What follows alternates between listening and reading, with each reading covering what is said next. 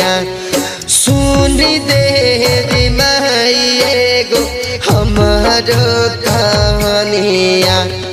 पगली के प्यार में भइनी भिखारिया पगली के प्यार में भइनी भिखारिया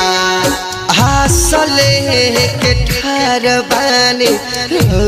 रे दुआरिया पगली के प्यार में भइनी भिखारिया पगली के प्यार में भइनी भिखारिया।